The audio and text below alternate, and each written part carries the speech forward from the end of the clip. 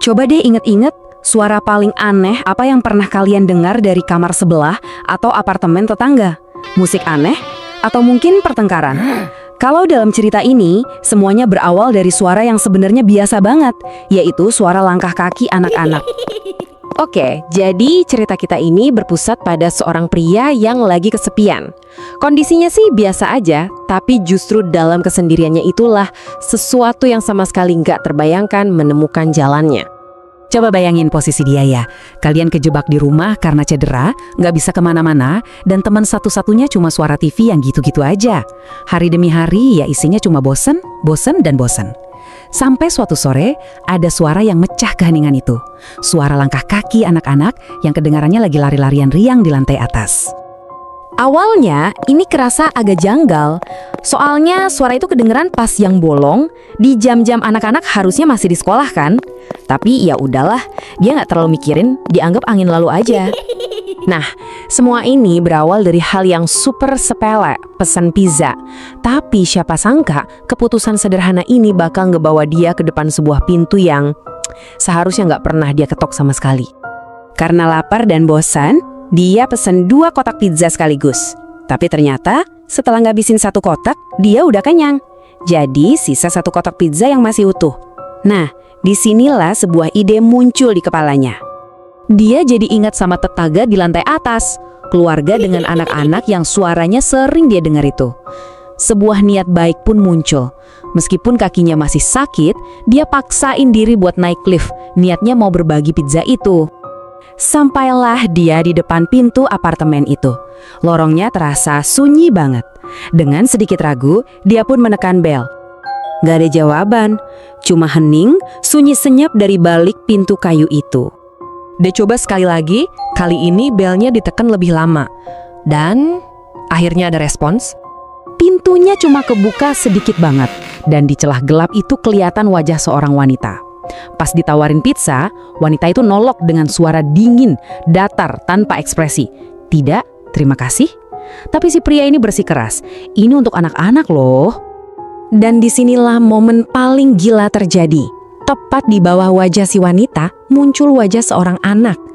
Dan di bawahnya lagi, muncul satu lagi.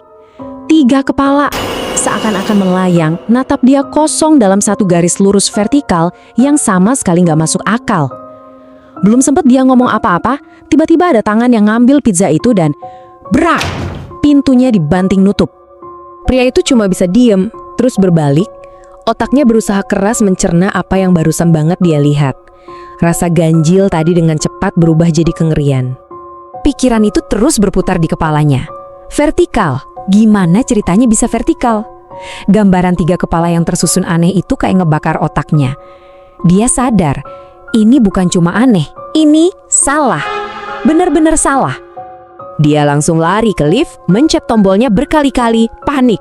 Tapi liftnya nggak datang-datang. Lorong itu rasanya jadi makin sempit. Dia udah nggak punya pilihan lain. Nggak peduli sama rasa sakit di kakinya, dia lari menuruni tangga darurat. Di saat itulah sebuah fakta dingin menghantam kesadarannya. Apa yang barusan dia lihat itu mustahil.